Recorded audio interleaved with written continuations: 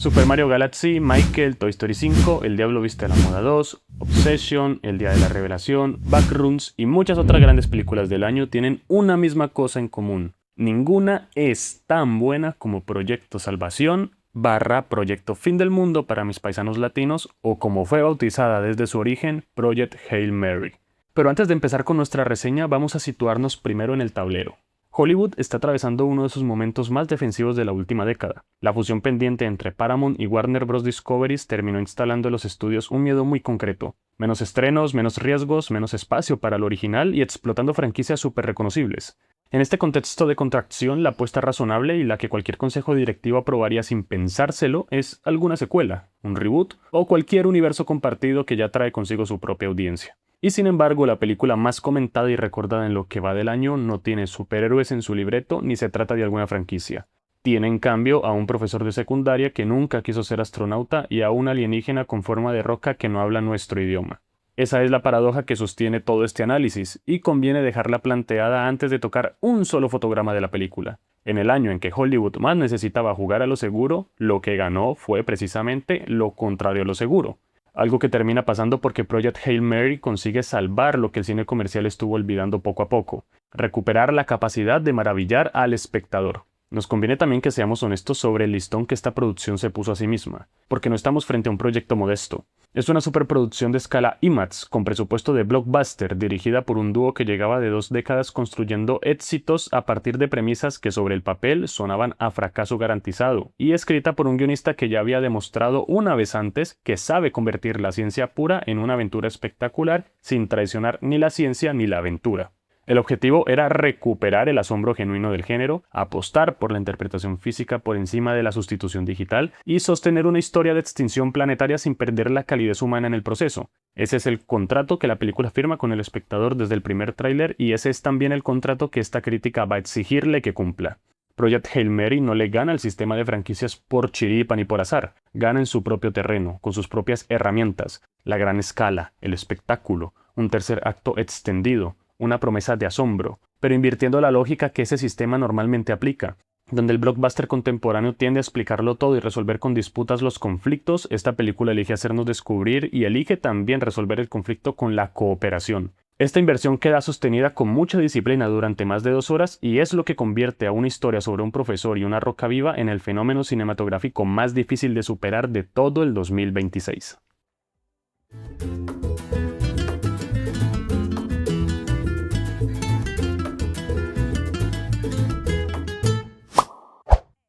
Si queremos entender el éxito de este proyecto, hay que retroceder mucho antes del rodaje, hasta el patrón que Phil Lord y Christopher Miller llevan más de 2 décadas repitiendo. Si existe una palabra que resume la carrera de estos cineastas, esa palabra es improbable.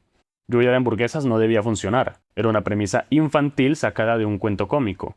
21 y 22 Jump Street no debían funcionar, eran remakes cínicos de una serie policial ochentera pensados como chiste de estudio. The Lego Movie no debía funcionar, era en teoría un comercial extendido de 90 minutos. Y sin embargo, cada uno de esos proyectos que fueron condenados terminaron siendo queridos, citados y en más de un caso referentes de sus géneros. Ese patrón es posible gracias a una fórmula de autor, y esa fórmula tiene el nombre del héroe incompetente. Lord y Miller no construyen elegidos tipo Luke Skywalker o más recientemente Paul Atreides. Construyen personas normales, torpes, mal preparadas y empujadas hacia la heroicidad casi en contra de su voluntad. Emmett no sabía que era especial hasta que se lo dijeron por error. En Spider-Man Into the Spider-Verse, una de las mejores creaciones del dúo, Miles Morales pasa media película sin poder controlar sus poderes, y Ryland Grace, el protagonista de Project Hail Mary, no es un astronauta de pura cepa ni un ex-militar. Es un profesor de secundaria mediocre, ansioso, que ni siquiera recuerda al principio cómo llegó a abordar la misión.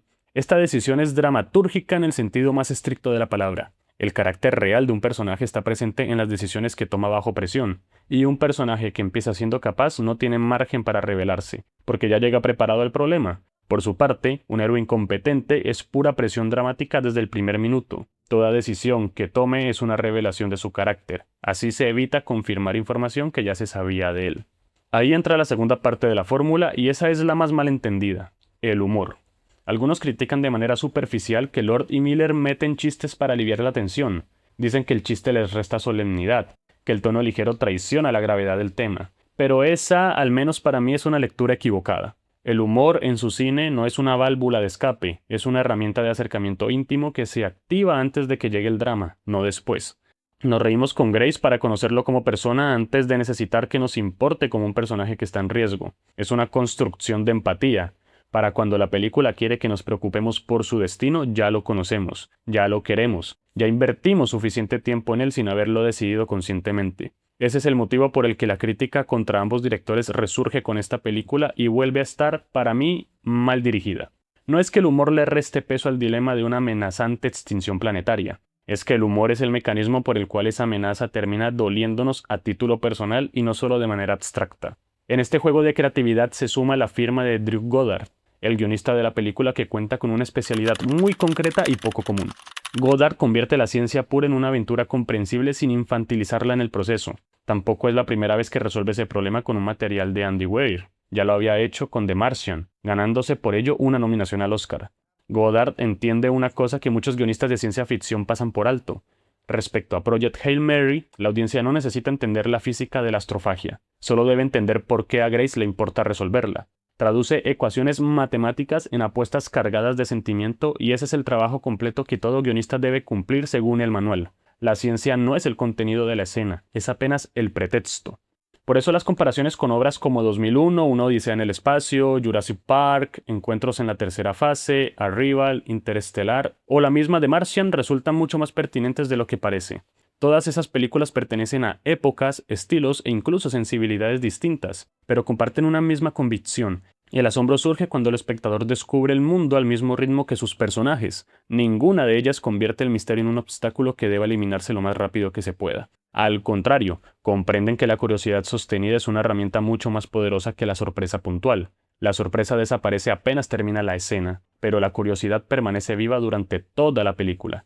Project Hail Mary confía en que el público puede convivir con esa incertidumbre. Por eso organiza su estructura alrededor de una sucesión de preguntas antes que de respuestas. Incluso los flashbacks de Grace sobre cómo se involucró en el proyecto Fin del Mundo obedecen a este parámetro. No rellenan vacíos narrativos. Su función consiste en reorganizar constantemente la imagen que tenemos de Ryland Grace.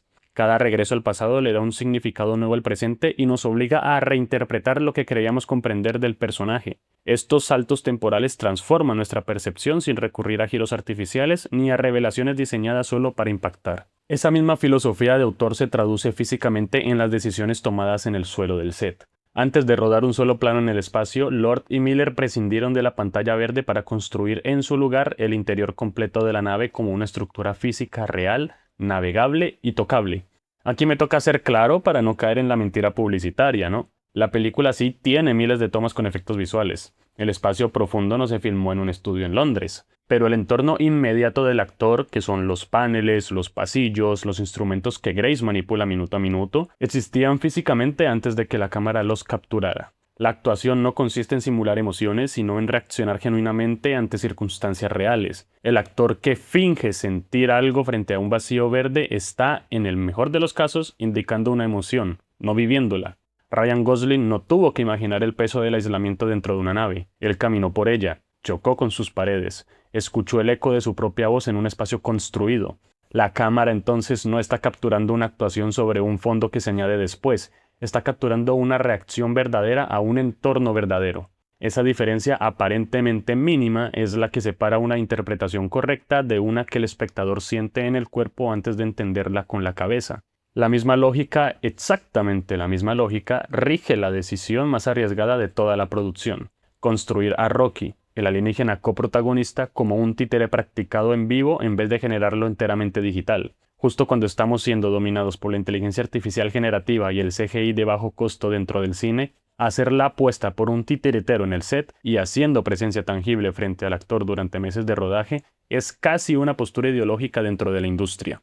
Y funciona por la misma razón que funciona el set físico de la nave. Gosling no actuó solo, tuvo a alguien a quien mirar, alguien que le devolvía peso, ritmo y resistencia física en cada intercambio. Ningún actor, por talentoso que sea, puede generar la misma calidad de dramatismo frente a una pelota de tenis en un palo que frente a otro ser humano que respira, se mueve y se equivoca junto a él. La química entre Grace y Rocky, que terminó siendo el motor más citado de la película, no nació en la sala de montaje, nació en el set de rodaje. entre dos cuerpos reales compartiendo el mismo espacio. La priorización de la presencia práctica por sobre la digital se extiende al contenido científico de la película. La producción contó con asesoría directa de especialistas, incluyendo a un astronauta real de la NASA y consultas con el Jet Propulsion Laboratory, para verificar comportamientos, procedimientos y detalles de vida en microgravedad. Es tentador leer esto como un simple rigor técnico, un gesto de cortesía hacia un público que es experto en detectar errores de física. Pero en esto hay una función dramática más interesante. Cuando el mundo que rodea a Grace es creíble hasta en sus detalles más pequeños, el espectador deja de cuestionar el entorno y puede concentrarse en la transformación interna del personaje bajo presión. El rigor científico no compite con la accesibilidad emocional de la historia, más bien la habilita. Un mundo que se siente falso, pues obliga al espectador a gastar su atención en la desconfianza de ese mundo. Un mundo que se siente real, libera esa misma atención para invertirla en lo único que de verdad importa: qué le está pasando a Grace por dentro mientras todo eso ocurre a su alrededor. Tres decisiones diferentes: el set físico, el títere en vivo y el asesoramiento científico apuntando en la misma dirección. Esa misma coherencia, cuando se traslada al departamento de fotografía, se convierte en parte del argumento del relato. Desde hace más de una década, el subgénero del space drama, que aspira al prestigio, tiene un código cromático prácticamente cerrado. Gravity lo instaló e Interestelar lo consolidó. Azules desaturados, grises metálicos, negros profundos, una paleta que, sin necesidad de una sola línea de diálogo, comunica aislamiento, vacío, control tecnológico y una amenaza existencial fría. Es un lenguaje visual tan repetido que ya funciona como convención de género, casi como un sello de calidad autoimpuesto. Si tu película de ciencia ficción quiere que la tomen en serio, pues se ve azul.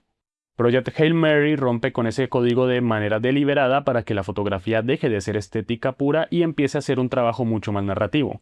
Greig Fraser eligió referencias explícitamente ajenas a esa tradición reciente, como Solaris o las ya nombradas 2001 y Encuentros en la tercera fase. Tomó aquel cine analógico de los 70 y 80 que no conocían el código frío y con ellas construyó una paleta dominada por naranjas cálidos, tonos dorados y luz que recuerda más al atardecer del verano que al vacío estelar. El espacio deja de retratarse como un escenario hostil para convertirse en un lugar donde todavía es posible encontrar la esperanza. Y la idea es clara si se lee en conjunto con el resto de la película: la calidez humana como respuesta a la frialdad institucional. Piénsenlo. La amenaza es astronómica y despiadada. Estamos hablando de no una, sino dos extinciones planetarias. La misión que la enfrenta nace de una decisión igual de fría, tomada por una autoridad bajo la figura de Eva Stratt, que le retira a Grace su capacidad de elegir. De esto nos damos cuenta en el último tercio de la película, cuando en un flashback vemos que él no quiere ir a la misión suicida y el gobierno lo neutraliza contra su voluntad. Todo este aparato que rodea al protagonista, desde el fenómeno físico hasta la institución que lo envía al espacio, opera bajo unos cálculos, no bajo la empatía humana. Y sin embargo, la imagen que envuelve a ese mismo protagonista insiste, plano tras plano, en lo contrario. En el naranja, en el dorado, en la luz que parece salir de una cocina y no de un motor de fusión. La fotografía no ilustra la trama, la contradice a propósito, y en esa fricción entre lo que el argumento amenaza y lo que la imagen promete es donde el espectador registra, sin poder nombrarlo del todo, que esta va a ser una historia sobre conexión y no sobre supervivencia individualista. Esa contradicción cromática adquiere todavía más peso si se compara con el resto del año cinematográfico que la rodea. El blockbuster de 2026, desde el Marvel de turno hasta el remake en live action, tiende casi sin excepción a una paleta desaturada, gris azulada, superindustrial, que da a entender que hay una estandarización de las marcas antes que la intimidad creativa, pues Project Hail Mary se convierte en una anomalía no solo frente a los estrenos que la rodean, sino frente a su propio género. Es una película de ciencia ficción espacial que se niega a verse como las películas de ciencia ficción espacial buenas suelen verse. Ese mismo principio aparece en el uso de la relación de aspecto. La película reserva el formato más amplio para las secuencias espaciales y utiliza un encuadre más contenido durante los momentos situados en la Tierra. Esto con la idea de alterar la manera en que el espectador experimenta las escenas sin limitarse a embellecerlas. Cuando la imagen se expande, no solo percibimos una mayor escala física, también sentimos que la experiencia del protagonista se ha vuelto más vasta, más incierta y trascendente. La puesta en escena consigue que la inmensidad del universo no sea una información racional, sino una sensación. Algo parecido ocurre con la música de Daniel Pemberton. Muchos compositores trabajan bajo la lógica de que la música anticipe la emoción que deberíamos sentir, pero la música de Pemberton acompaña el descubrimiento sin intentar apropiarse de él. En lugar de imponer solemnidad o heroísmo, construye una atmósfera de exploración. Esto permite que las emociones nazcan de las acciones y de las decisiones de los personajes, no de una manipulación sonora. La emoción auténtica siempre debe ser consecuencia del conflicto dramático y nunca un sustituto de este. No está de más decir que el filtro que terminó definiendo buena parte de ese tono cálido fue un hallazgo casi accidental de Fraser. El director de fotografía se topó con este filtro arcoíris en Amazon y lo compró por $15. Estas imágenes, que les voy a poner en pantalla, no existen por un manifiesto escrito de antemano, parten de una intuición que, una vez encontrada, se sostuvo hasta el final.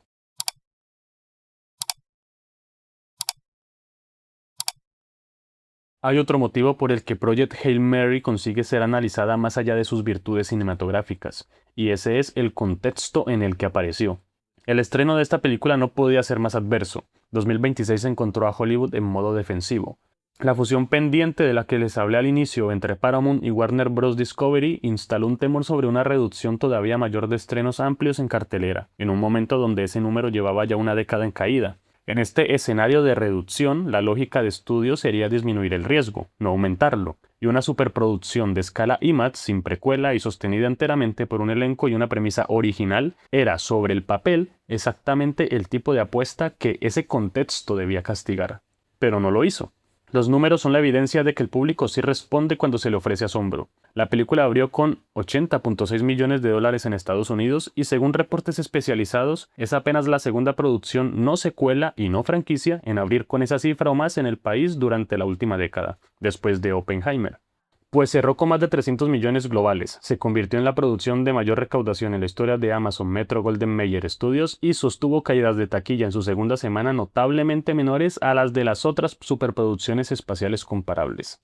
La recepción crítica especializada acompañó ese entusiasmo, pero como en todo, existe una pequeña disidencia y esta vez está encabezada públicamente por Owen Gleiberman en Variety. Él cuestiona que la película no innova, sino que reutiliza con mejores resultados el material ya visto en Interestelar, en Wall-E o en Gravity, apoyándose en un tratamiento del personaje alienígena que a ese sector de la crítica le resultó excesivamente enternecedor. Aún así, ninguno de los dos bandos está discutiendo los hechos base. Ambos coinciden en que la película dialoga abiertamente con esas referencias. La discusión es si esto constituye una falta de imaginación. La verdad es que ninguna historia inventa nada desde cero, todas trabajan sobre estructuras y arquetipos ya conocidos, y lo que separa una obra lograda de una perezosa no es la ausencia de referencias, sino el tratamiento fresco que reciben esas referencias. Bajo ese criterio, la pregunta legítima no es si Project Hail Mary se parece a sus antecesoras, algo que, pues evidentemente, termina siendo, sino si esa semejanza está gestionada minuciosamente o si ese rigor no alcanza a disimular la falta de una idea verdaderamente nueva. Bajo mi criterio, la película opta por exponer lo mejor de sus referenciales mientras nos cuenta una historia originalmente poética y repleta de carisma. Si no se cree esto, pues veamos la recepción del público general. El espectador nunca rechaza la originalidad, rechaza las malas historias. Durante años se ha repetido que las franquicias dominan la taquilla porque el público ya no quiere asumir riesgos. Sin embargo, Project Hail Mary demuestra que quizás, solo quizás, el problema nunca estuvo en la audiencia, sino en la falta de confianza de los propios estudios. Una película que consigue equilibrar la claridad narrativa con personajes sólidos y una propuesta visual coherente hace que la novedad deje de ser un obstáculo para convertirse en su mayor atractivo. Si Lord y Miller hubieran eliminado buena parte del humor, habrían obtenido una película más solemne, pero también mucho menos coherente con su identidad autoral. Si el montaje hubiera acelerado constantemente el ritmo para reducir el metraje, la estructura basada en el descubrimiento progresivo habría perdido aquello que la hace funcionar. Y si el optimismo hubiera sido sustituido por un tono pesimista, la historia habría entrado en contradicción con la transformación que intenta construir desde el primer acto. Project Hail Mary entiende muy bien cuáles son sus prioridades y permanece fiel a ellas incluso cuando eso implica dividir ciertas opiniones. Así es como la película nos enseña que el gran enemigo del blockbuster contemporáneo es el miedo a equivocarse, a proponer algo diferente, a confiar en que el espectador todavía puede enamorarse de una nueva idea. Esta película demuestra que el riesgo sigue siendo una herramienta poderosa cuando está respaldado por una visión clara. No solo consiguió convertirse en una de las mejores películas del año, sino que también recordó a Hollywood que la innovación no es una amenaza para el cine comercial. Esta es, precisamente, la razón por la que el público empezó a ir al cine en primer lugar. Pero ninguna de las virtudes que he estado hablando durante estos 25 minutos tendría demasiado valor si la película no consiguiera lo más difícil: emocionarnos. El público nunca recuerda una historia por la cantidad de información que aprendió, sino por la transformación emocional que experimentó junto a sus personajes. En esto es donde Project Hail Mary demuestra que está varios escalones por encima de gran parte del cine comercial reciente. Es fácil quedarse fascinado con la precisión científica de la película. La cantidad de conceptos de física, de biología o astronomía que aparecen es enorme y sin embargo nunca da la sensación de que te estuvieran dando una conferencia universitaria. Eso ocurre porque la ciencia, a diferencia de la novela, jamás es el destino del relato. Es el idioma con el que la película habla de asuntos profundamente humanos. Cada hipótesis, cada experimento y cada problema técnico terminan reflejando un conflicto sentimental. La ciencia se convierte en una manera de hablar del miedo, de la confianza, del sacrificio y de la responsabilidad. Esa traducción constante entre lo racional y lo emocional es uno de los mayores logros del guión de Godard. Todo ese recorrido se sostiene sobre Ryland Grace, un protagonista que rompe con uno de los arquetipos más repetidos del cine de aventuras. No estamos ante un hombre destinado desde el principio a convertirse en héroe. De hecho, buena parte de su arco consiste precisamente en escapar de esa responsabilidad. El verdadero carácter de este personaje aparece cuando debe tomar una elección bajo presión extrema. Antes de ese momento solo conocemos su personalidad, pero después conocemos quién es realmente gracias a las decisiones que lo obligan a enfrentarse a sí mismo, a la distancia que existe entre la persona que cree ser y la persona que las circunstancias le exigen convertirse. Algo interesante es que la película nunca presenta el heroísmo como una cuestión de valentía. Grace no evoluciona porque aprenda a vencer el miedo, sino porque descubre que el heroísmo consiste en colocar el bienestar de otros por encima del propio. Es una diferencia fundamental. Muchos blockbusters siguen asociando el crecimiento del protagonista con una demostración de fuerza o liderazgo. Aquí, en cambio, la transformación nace de la empatía. El conflicto más importante nunca es externo, siempre es moral. Por eso es que la relación entre Grace y Rocky es sin ningún tipo de dudas el verdadero corazón de esta historia. Reducirla a una simple amistad entre especies sería atrevido de mi parte. Lo que realmente construyen Lord y Miller es demostrar que la cooperación puede emplearse, aunque todos los referentes culturales con los que nos entendemos desaparezcan por completo. Ellos dos no comparten idioma, fisiología, historia, ni siquiera una manera similar de percibir el universo. Lo único que poseen en común es la voluntad de resolver un problema que ninguno puede solucionar por separado. Salvar sus planetas de los astrófagos requiere de colaboración, y esa misma termina siendo una metáfora fascinante sobre la confianza. La película plantea que el conocimiento nunca avanza desde el aislamiento, sino desde la capacidad de escuchar, aprender y trabajar junto al otro, incluso cuando ese otro resulta completamente diferente a nosotros. Esa misma idea también transforma el propio conflicto principal. Mientras buena parte de las grandes películas continúan organizando sus terceros actos alrededor de una gran batalla contra un antagonista físico, Project Hail Mary decide recorrer un camino mucho menos convencional. Aquí el objetivo nunca consiste en derrotar a alguien. El verdadero desafío es comprender un fenómeno, aceptar aquello que todavía se desconoce y encontrar una solución mediante la inteligencia compartida. Una buena historia avanza cuando los personajes persiguen un objetivo concreto enfrentándose a obstáculos cada vez más complejos. La película respeta esa progresión, pero reemplaza la violencia como herramienta de resolución por el razonamiento y la cooperación. El resultado es un clímax que se siente sorprendentemente fresco porque renuncia a la gramática narrativa dominante del blockbuster moderno. Yo creo que en esto reside uno de los gestos más valientes del cine comercial reciente. Estamos viviendo una época donde parece obligatorio terminar cualquier superproducción con una demostración descomunal de fuerza, pero Project Hail Mary se atreve a defender que la inteligencia, la amistad y el sacrificio pueden resultar igual de emocionantes que cualquier explosión de adrenalina. Ella no solo rompe una fórmula narrativa, sino que también nos recuerda que las películas capaces de trascender en la historia del cine son aquellas donde el conflicto exterior termina revelando algo profundo y verdadero sobre la condición humana. Esa es la razón por la que esta película sigue funcionando mucho después de que aparecen los créditos. Detrás de toda su ciencia, lo que realmente termina salvando al planeta Tierra y al planeta Erit es algo súper, hiper, ultra, mega sencillo: la decisión de confiar en los demás. Entonces, ¿por qué en 7 meses que llevamos del 2026 ninguna película ha conseguido superar a Proyecto Salvación? La respuesta no está en ningún elemento aislado que podamos señalar durante esta reseña. No es solo el guión de Godard, ni solo la fotografía de Fraser, tampoco es solo la actuación de Gosling o solo el títere de Ortiz. Es más bien la sincronía que existe entre todas esas decisiones. Cada una de esas elecciones, tomada por separado, sería apenas una curiosidad de producción interesante, pero tomadas en conjunto dejan de ser decisiones sueltas y se convierten en un sistema coherente que funciona durante más de 2 horas. Puesta en perspectiva, esta película representa el punto más alto en la carrera conjunta de Lord y Miller hasta la fecha.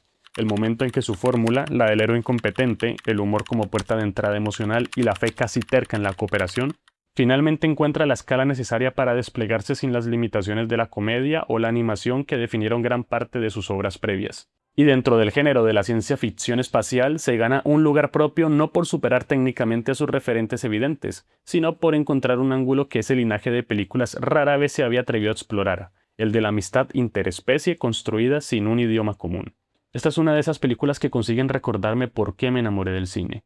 Transmite la sensación de estar contemplando a un grupo de personas que hicieron una película porque creían en ella. Se percibe en el cuidado del guión, en la sensibilidad de las interpretaciones, en la manera de construir a sus personajes y en esa convicción casi artesanal de que cada decisión debe reforzar el trasfondo de esta historia.